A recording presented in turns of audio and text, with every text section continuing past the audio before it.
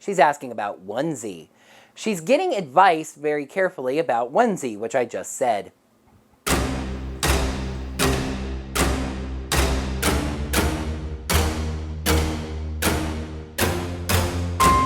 Hello there, heroes. I'm the Orange Ranger, and welcome to another comically long review. First of all, as you can see, the professor was thankfully finally able to find some time in his schedule to whip me up another lavalier microphone. I'm really grateful to have that handheld microphone for backup situations like the one I was in, but I've got to tell you, it's kind of a pain to film videos with, especially a series like a comically long review, where I'm dealing with comics and notes and etc.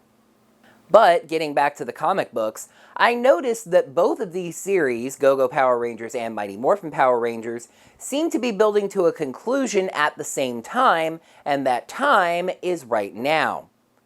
By right now, I don't mean the content of this video, I'm talking about literally right now. Both series just released major issues. Mighty Morphin Power Rangers moved beyond the grid, with issue 40 starting off the Necessary Evil event. Go-Go Power Rangers inversely released an issue that was something of an ending with the event one-shot Forever Rangers, kind of neatly wrapping up all the plot threads of the previous arc before itself moving into Necessary Evil. I just picked up both issues and, without spoiling anything, wowity wow wow wow. It definitely inspired me to try to rev up these comic reviews and get caught up to current. That being said, let's take a look at Go-Go Power Rangers, issues 16, 17, and 18. The main cover is something of a spoiler, so let's hold off on that. The Ranger variant cover isn't actually a Ranger, but one of their most important allies. It's Alpha 5! The movie poster homage is totally Clueless.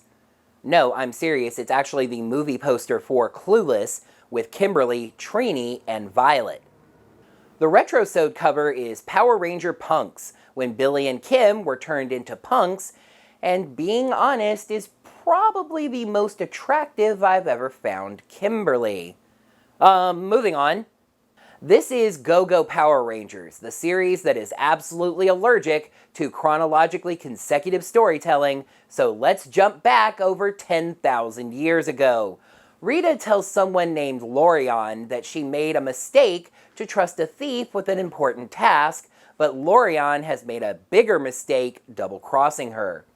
Lorion is the Green Ranger. She counters that Rita lied to her, that she was told the item she was stealing was of such little importance that Ninjor wouldn't even notice. But she noticed what it was, having morphed with it. However, we have a slight carryover from Beyond the Grid as her morph seems to be imperfect. The suit is glitching, and more noticeably, she doesn't have the shield. She declares that she'll be giving the coin to the highest bidder, and as it looks like the Dragon Dagger screams, she runs at Rita, who calls this disappointing. Rita prepared a purple attack, but suddenly Lorion is hit by red lightning. Rita says it's because she's not strong enough to wield the power properly, and that she was doomed as soon as she morphed. Lorion, now talking through a shattered helmet, has seen the way the tide is going, telling Rita of course she'll give her the coin, and begs for her life. Rita says she could never kill Lorion, especially since she did bring Rita the coin. Since Lorion wanted it so badly, Rita says she can spend eternity with it. Where? Well, you might recall that Rita found the coin held by a skeleton chained to a throne. Back in the present, Jason and Trini are still scouting the camp outside the temple on Breel. Zordon calls and tells them that they found a way to bring them home, so if they haven't located Rita, it's time to go. Trini says that they have found Rita, they have a plan to safely find out what she's doing and escape, but they might require a little help. Jason quietly reminds Trini that he can read her mind. She has no plan whatsoever. She reminds him confidence before knowledge and says they have to find out what Rita is doing. Speaking of, at the entrance to the temple, Adriel tells her High Regent to take the soldiers back to the city and leaves him in command. But Rita says that won't be necessary, as Adriel will be staying here. She is stunned, feeling that she's proven herself, but Rita doesn't feel that way, saying she needs to defend Breel for a while longer before Rita calls on her. Adriel snaps her fingers, and the soldiers attack Rita. See, unlike Montar, Adriel definitely was planning to betray Rita after learning all she could from her. But now, she cannot allow the Dragon Power Coin to leave the planet without her. In fact, she reveals that she's been trying to steal the coin for years, and Rita finally brought it to her. But then, an interruption. Trini stands before them, boldly saying that she has no quarrel with their army, but Rita has crimes to answer for on Earth. Adriel isn't giving Rita up, and interestingly, Rita warns her that Trini is a Power Ranger and a formidable foe. She sends her soldiers after Trini, turning to deal with Rita herself. Trini sees the army approaching and tells Alpha to send in the cavalry. Kim, Zach, and Billy teleport in. More art issues? Kim's looking a bit flat-chested, but Billy's chest seems to be puffing out a bit. Okay, I guess I can't pull that gag a second time. Yeah, being on this planet just switches grid power all around. The Blue Ranger asks where her bow is, and the Pink Ranger calls to Kimberly and says they look awesome. The Black Ranger calls it a chromatic inversion. Yes, Billy is now the Black Ranger, Kimberly is the Blue Ranger, and, oh yes, Zach is now the Pink Ranger. Jason and Trini welcome the other Rangers to the weirdness. Oh, and this is where the main cover goes, a shot of the team swapped into their new colors. Jason says it could take a bit for them to get used to their new powers, but Billy just geeks out. I'm fighting aliens on another planet. I'm fighting aliens on another planet with an axe. That's also a cosmic cannon. Nice old weapon name reference, by the way. Anyway, he calls this the greatest day of his life, surprising his friends. Kim tells Zach to actually, maybe try hitting something with those arrows, but he's not exactly skilled as a ranged attacker. She suddenly has an idea, sending Alpha coordinates for a teleport. She tells Zach to aim for a tree, and the arrow is teleported from the tree to the big soldier, hitting it. She just calls it a moment of inspiration. Now you're thinking with portals. Rita and Adriel trash talk each other, Rita asking if Adriel wants to suffer the same fate as her soldiers, and Adriel saying Rita has failed to meet her expectations, basically calling her old. The Rangers keep battling while Trini reminds them that their real target is Rita and they need to get to her before she escapes. The other Rangers all turn to look at Jason, who asks why they're all looking at him and to listen to the leader. No. Jason is the leader of the Mighty Morphin Power Rangers. I know that the Red Ranger is usually the leader of any given team, though we have seen exceptions to that. It's a person that is named the leader of a team, not a color. The recent Beast Morphers episode, Ebox's Revenge, is an excellent example of this, as Ravi and Zoe didn't just assume that Devin would be the leader because he was the Red Ranger. Trini tells the team to finish this with the Power Blaster, and Zach worries about going out of turn, which is actually pretty funny. The Rangers do successfully form the Power Blaster in a sick splash page. Adriel approaches on Rita, giving her one last chance to hand over the coin. Rita says Adriel talks even more than she does. The Rangers approach, telling the ladies to surrender. Adriel looks forward to fighting the Rangers after she deals with Rita. Trini is feeling just a touch impatient, however, and the Rangers just blast Adriel away. They tell Rita to give it up, or she'll end up in a wall, and is that a 2017 movie reference? She thanks the Rangers for helping with Adriel, but says she has no intention of giving up. She welcomes them to take a shot, which they do, but she easily blocks it. She tells them she takes no pleasure in what she's doing, feeling like she's crossing a line that she'd rather not. The Rangers say that was cryptic and scary, especially since they kinda believe her. Rita returns to the palace declaring herself victorious. She orders Squat and Babu to prepare a victory feast and leaves the room. Goldar asks if they're still following through with their mutiny. Finster asks Babu, and he leaves the choice to them, saying he must prepare either way. Billy follows up on the idea that the different coins seem to enhance particular things, asking if anyone felt different. Kim says that she did feel just a little bit smarter, but Zach basically says that he didn't really notice a difference. Jason is back in red and back as leader, I guess, so he takes responsibility for what he sees as a failure, even though he said that he wasn't acting as the leader on Breel because he wasn't red anyway. They didn't learn what Rita was up to and failed to defeat her.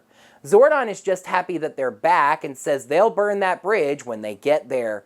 Trini interjects that when she was near Rita, she could feel a familiar power. Back at school, Trini is catching up with Kim, in particular her date with Skull. Bulk then barges up to her wanting to know what happened on the date. Skull isn't talking about it, so he figures Kim broke his heart. Kim gives it to him straight. They had a great date, she made a move, and Skull shot her down because he's a gentleman. Bulk is stunned, but then elated that his friend shot down the popular Kimberly Hart.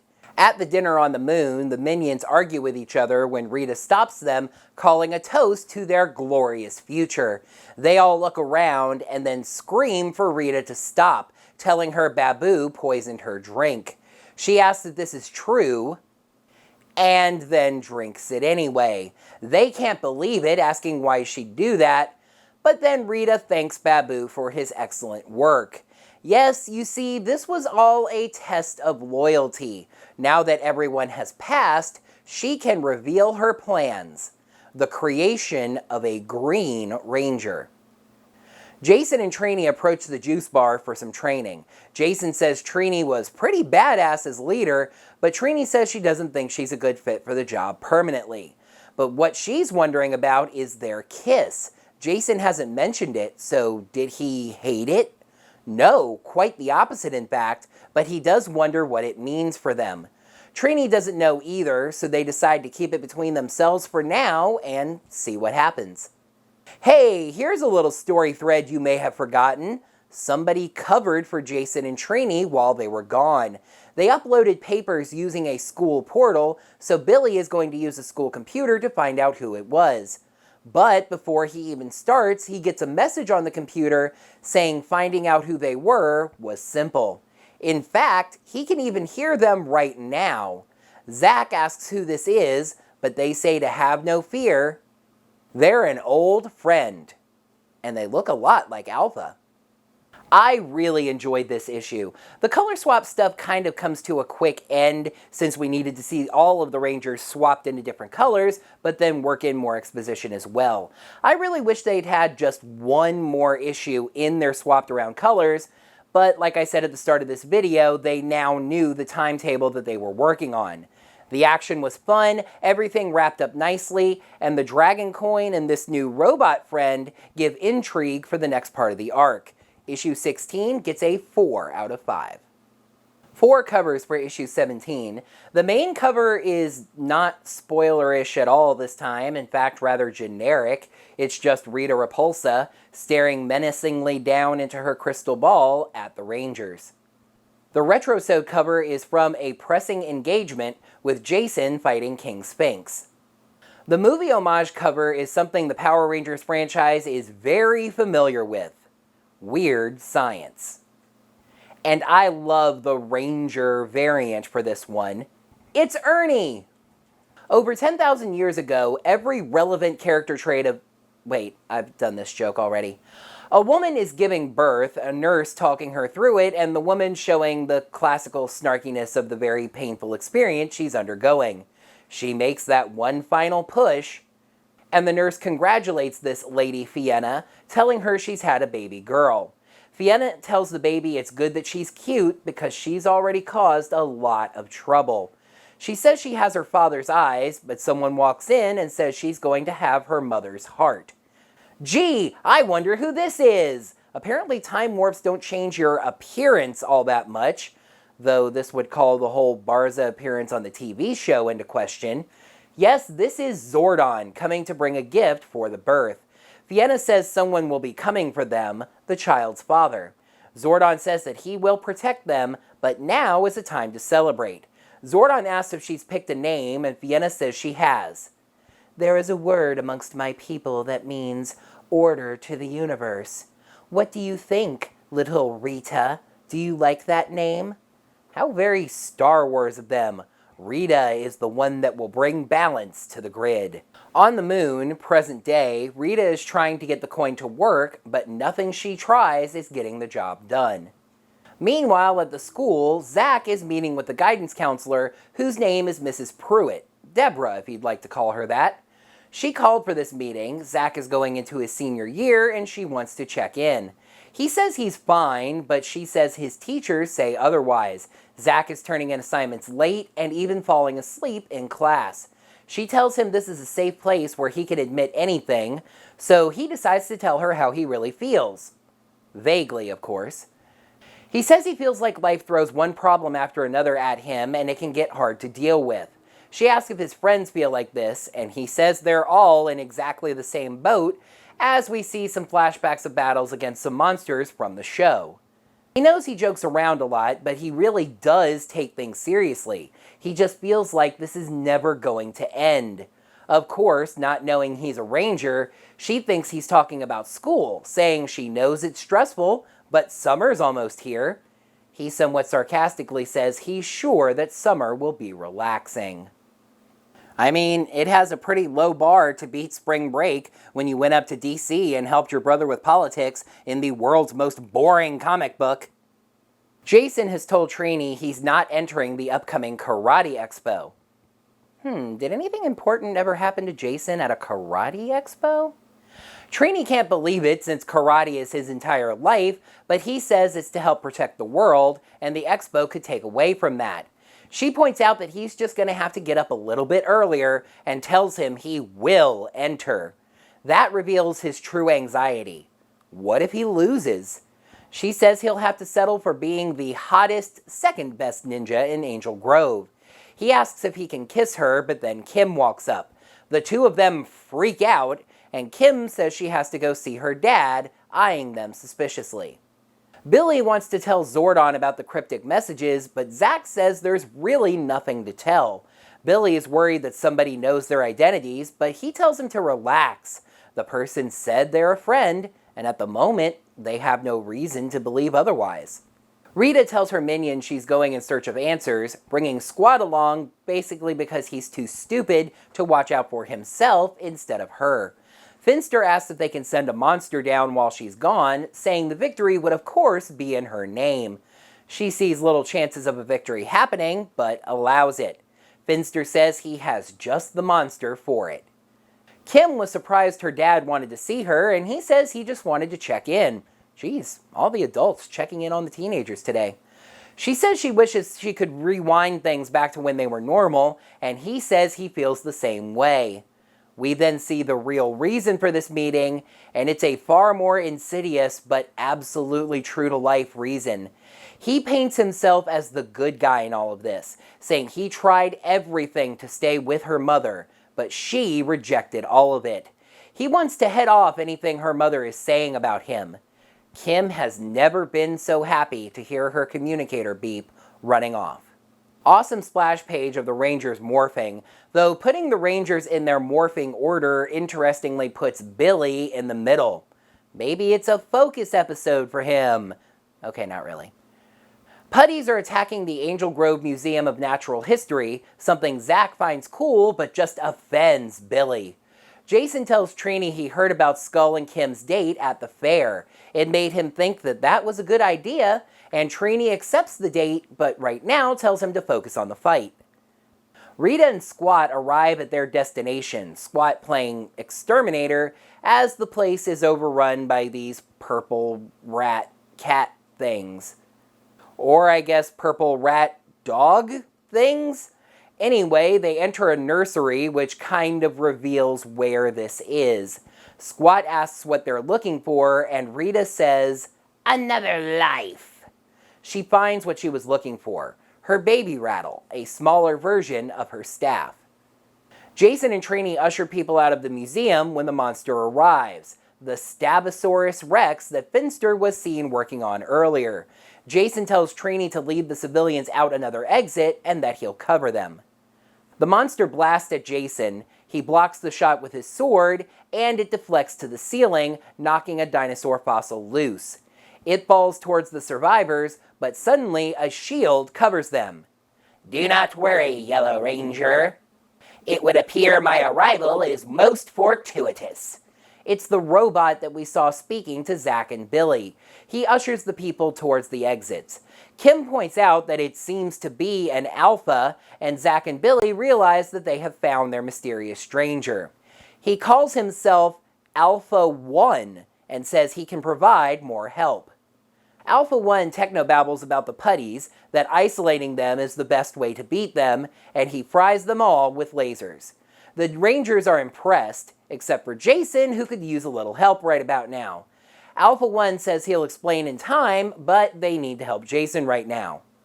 As the minions watch the battle, Rita says she needs to be alone after she returns, and if she doesn't come back out within an hour, they should not come looking for her. She purchased a summoning spell from Lokar, shattering the rattle, and it works. As a spectral version of Lady Fienna appears, wearing a very familiar shield on her chest, and Rita greets her mother. I've said it before and I will say it again. Boom often dedicates entire issues to story setup that will pay off in incredible ways later.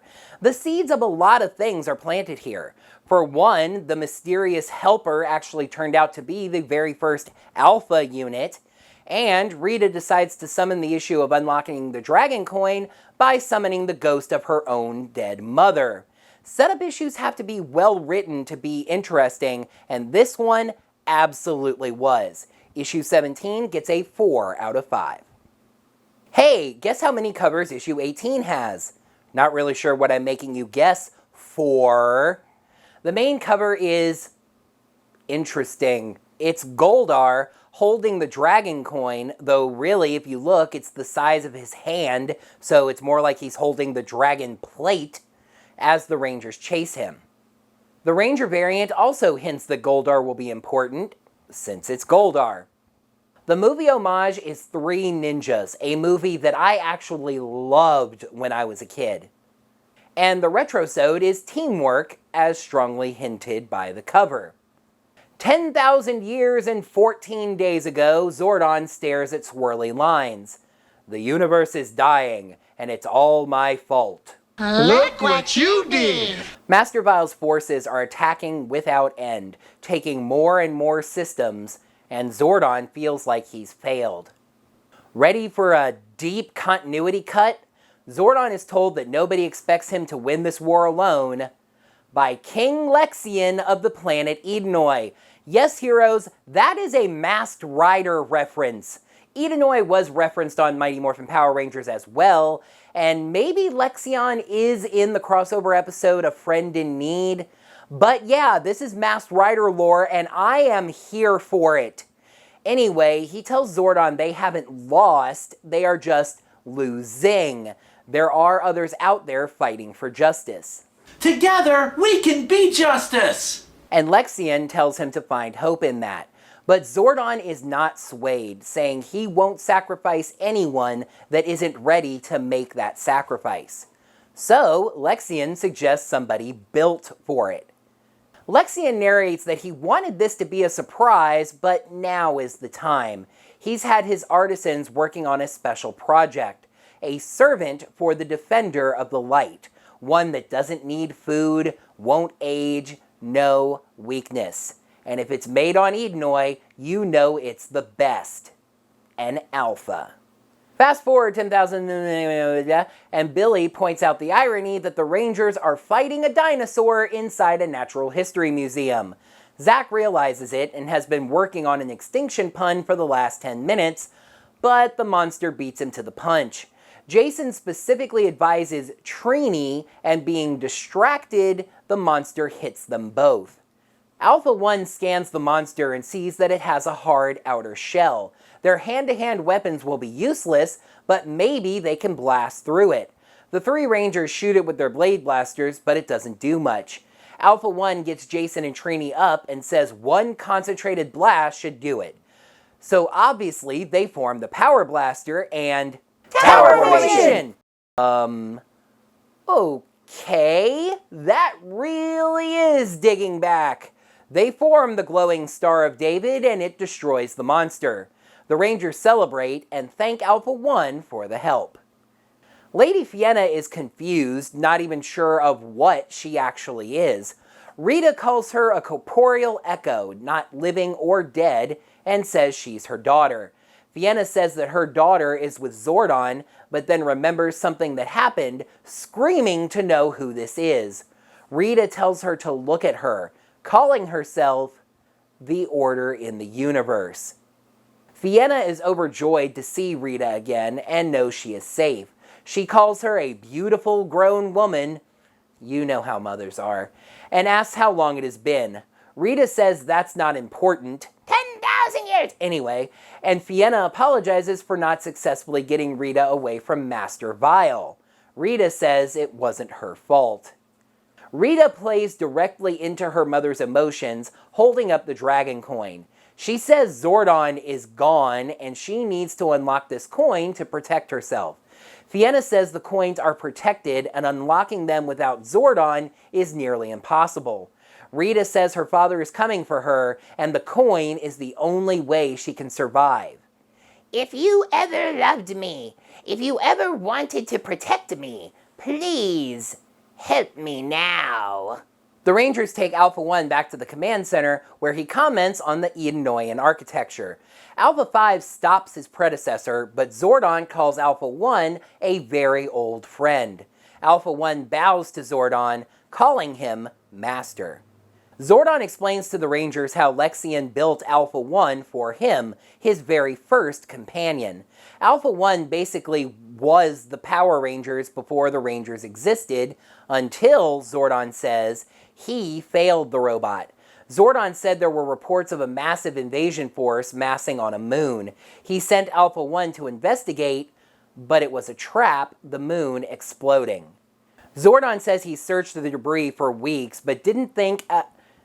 You know what? Alpha 1 is a little too wordy for me. I think I'm going to call this dude Onesie. So he didn't think Onesie survived. Onesie says he sensed the danger, but it was just too late, and he was sent flying through space before finally being rescued. He rebuilt himself and started searching for Zordon.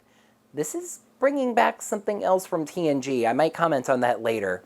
He's come to aid him once again, asking to help finish what they started. Zack is excited to have a battle action alpha. Kim is unsure, and Trini seems suspicious. Zordon welcomes Onesie back, just asking him to stop calling him Master. As the Rangers leave, Alpha 5 says Zordon never told him about Onesie. Zordon says he was ashamed. At school, Trini is seeing the guidance counselor. Her first name is Deborah, and I didn't remember that her name was Pruitt when I wrote this. I only remembered it from doing this recording right now. Anyway, she's surprised to see Trini since she's such an amazing student that seems to have it all together. Trini says she heard the counselor talk to Zack and she needs some personal advice. Miss Pruitt thinks she's talking about a boy, but she's not actually asking about Jason. She's getting advice, very carefully, about Onesie.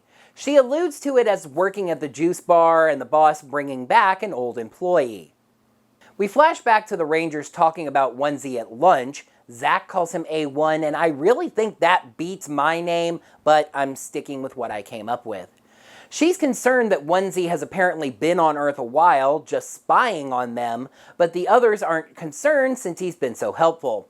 Jason praises her caution, but says Zordon vouched for him, and besides, maybe he can take some shifts defending Earth and let the Rangers have a break now and then. Trini wonders if she's being paranoid, but the counselor says no, that more likely Trini is resisting change. In fact, she doesn't think this is about the new guy at all, but more that her friends didn't listen to her. One of them in particular. Rita storms into the main chamber, telling her minions to prepare themselves. She has learned from Fiena that the coins are not open doors to the grid, they are locked doors. Only Zordon can open them, but in dire circumstances, they can be unlocked by someone worthy. So the minions have to go find someone befitting to be a ranger, and Rita will then sacrifice them to unlock the coin. However, we see that Rita's mother is watching. The two alphas take some time to get to know each other. Onesie asks Alpha 5 if he's seen battle yet, and he says that he's not much of a fighter. Onesie says with some mods, they could hit the battlefield together, since the alphas were made to be warriors, defenders of peace across the universe. Alpha 5 says that's not his purpose, built to be an aide and defender of Zordon. Onesie agrees to that for now, saying that they make a great team. 5 protecting Zordon at home, Onesie protecting the Rangers on the road. And once Rita Repulsa is defeated, we will come to the aid of our allies and free the countless worlds suffering in her wake. The tide is about to turn. Rita hears someone enter and thinks it's Finster, but instead it's Lady Fiena. Rita thought she had dispelled, but she was actually wandering the palace, listening in the dark corners, and has learned what Rita really is. Fiena can't believe Rita lied to her, and Rita says maybe she's just too much like her father. Fiena apologizes, saying Rita should have been the light in a dark universe, but now she has to stop Rita. This one's even more setup. In fact, I think we actually had less action than the previous issue, but it was still very dramatic. We get the hints that Onesie isn't exactly what he seems, and Rita's relationship with her mother takes a turn for the worse. This video is a jackpot of 4s, as issue 18 gets a 4 out of 5. Next time on a comically long review, a most anticipated ending. 9 issues centered on wandering around, literally and figuratively, come to an end as I review the wrap-up of Beyond the Grid, Mighty Morphin Power Rangers, issues 37, 38, and 39. That is going to do it for another comically long review. Heroes, thank you so much as always for watching. In the comments below, let me know what you thought of these issues. Kind of transitioning out of the color swap arc and into the Alpha 1 arc, if you will, that's going to lead to the major wrap-up to this set of stories. So let me know what you thought down in the comments below, and while you're down there, make sure you smack that thumbs up button and let me know that you enjoyed this video. Make sure you're subscribed to my channel to see all of my videos and ring the bell. Get your notifications set up so you're notified of whenever I post brand new videos like these comically long reviews. And if you'd like to lend any financial support to my channel, head over to ko-fi.com/orangerangervideos. There you can donate me a coffee set at $3, and I greatly appreciate every single one I find on that site. Until next time, heroes, may the power protect you. The movie poster homage is totally clueless. No, I'm serious. It's actually the movie. She counters that Rita lied to her She counters that Rita lied to her that she was Billy. I need to be holding the comic. The main cover is not at all spoilerly. Oh. Rita tells her minion she's going in search of answers to bring another splash. Fast forward 10,000, and Billy points out that the irony that the Rangers take Alpha 1 back to the command center, where he comments on the Zordon says he searched the debris for weeks, but didn't think. Alpha 1 is oh yeah. Deborah thinks she's out.